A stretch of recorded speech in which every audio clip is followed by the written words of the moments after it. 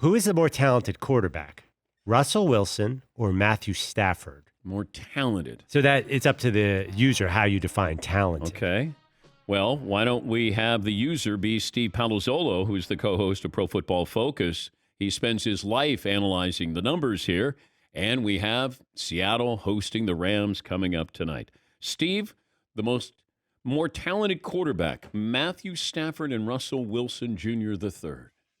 Yeah, it really does come down to how you define talent. And I usually lean toward better football player because talent has to show up on the field. So I'd go Russell Wilson because all of the talents that he has includes winning from the pocket, winning from outside the pocket, accuracy, decision-making. I think decision-making is talent, isn't it? I mean, that's part of it. So I think a lot of times we lean toward physical tools. And I'll always say Stafford has 3 games a year where he looks like he's the most talented quarterback in the NFL. It's like, man, if I could bottle that up and multiply it by 5, this is a Hall of Famer. But consistency also matters, I think, too. So Stafford does special things, but Russ, I would say I'd give him the edge there. Why are you not all in on the Seahawks? Have you labeled them pretenders?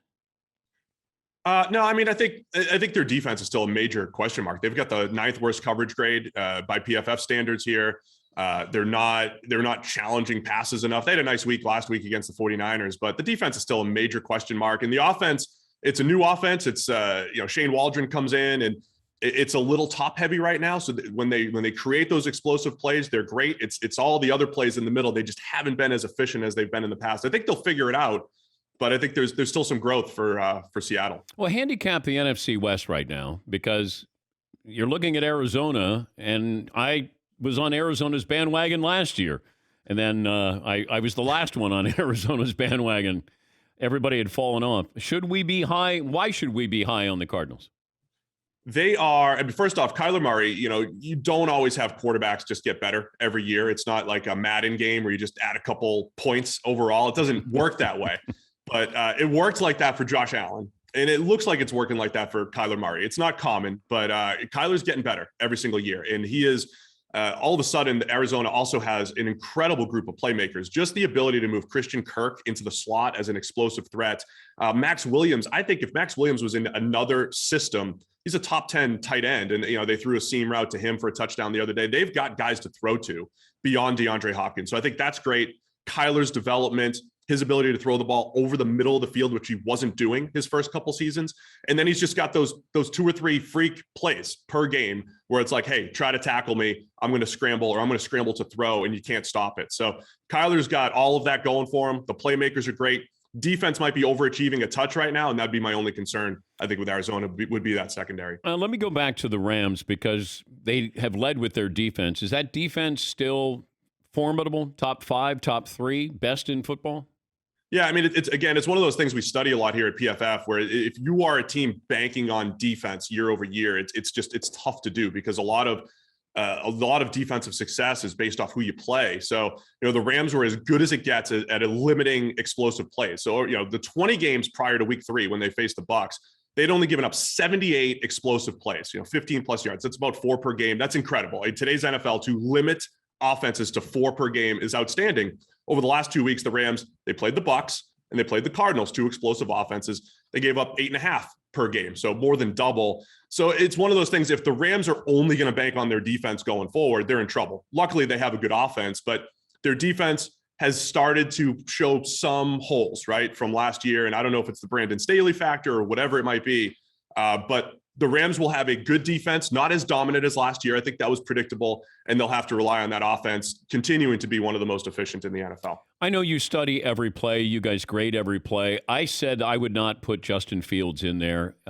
Given the upcoming schedule, that is, okay, so they just got through with Detroit. Now you have Vegas in Vegas, Green Bay, you have Tampa, you have San Francisco, Pittsburgh's defense, Baltimore's defense, and then you get Detroit again.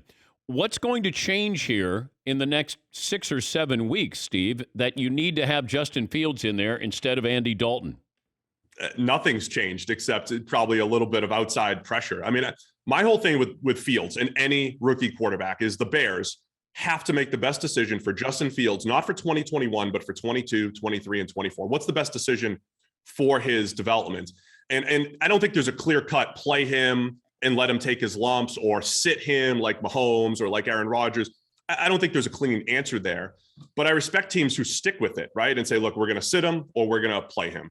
With Fields, there is the fear of what happened in the Browns game. One net passing yard, getting sacked 9 times. And that wasn't all just play calling, despite the narratives. That's not all Matt Nagy's fault.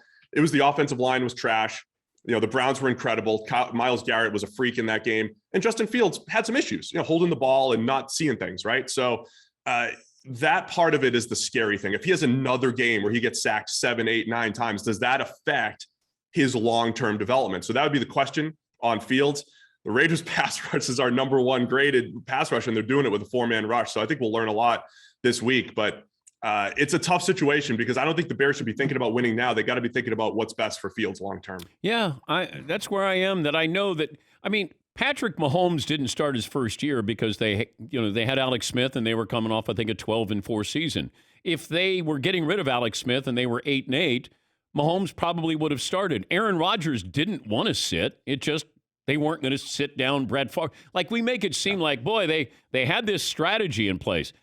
They didn't really have a strategy in place. It was like, we got Mahomes, we'll move on from, Alex, and then, eventually Favre is going to get old and we'll put in Aaron Rodgers.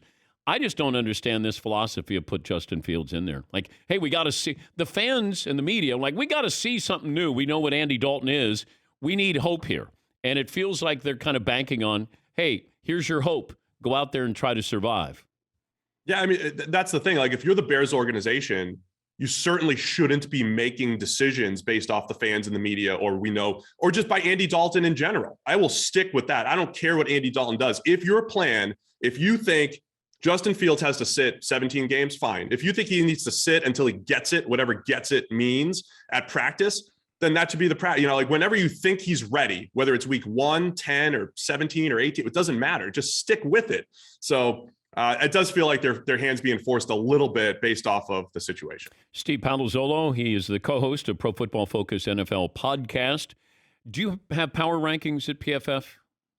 We do. I don't have them right in front of me, but yeah, they are over there at pff.com. All right. I could try to dig them up real quick. Who do you think's the top rated, like the analytics? I know Cardinals are the last undefeated team.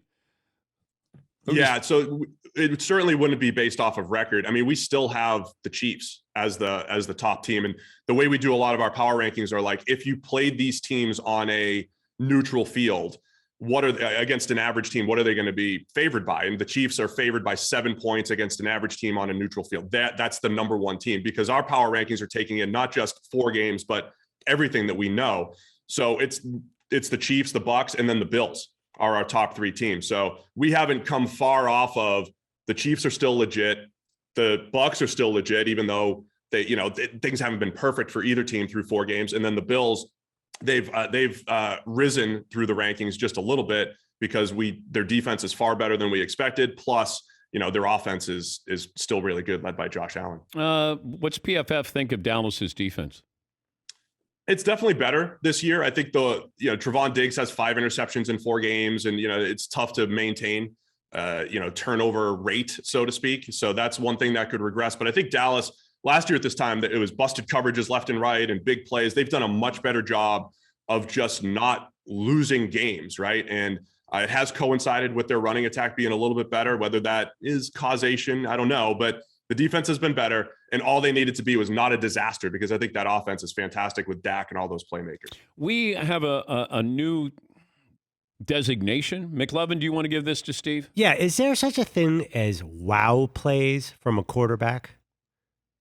So I created a stat with using the PFF numbers just called big time throws. So we could do this with the run game too, but a big time throw for us is, because we're grading every player on every play and we have levels of grading. It's all of our highest graded plays. Yeah, but BTT doesn't sound as good as wow. Look, plays. I'm not the best at naming stuff. I know, I'm trying to help you. You can take this.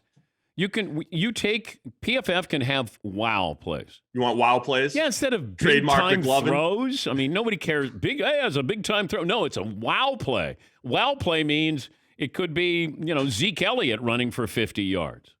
Yeah, for us, it would be, we grade everybody on 0.5 increments. Anything +1 or better at any position could be a wow play. All right, I'll run that up the chain and see if we could get, because we could absolutely pull that out. We have that. Come on. You're sitting around and you're going, hey, guys, what do you think about wow plays?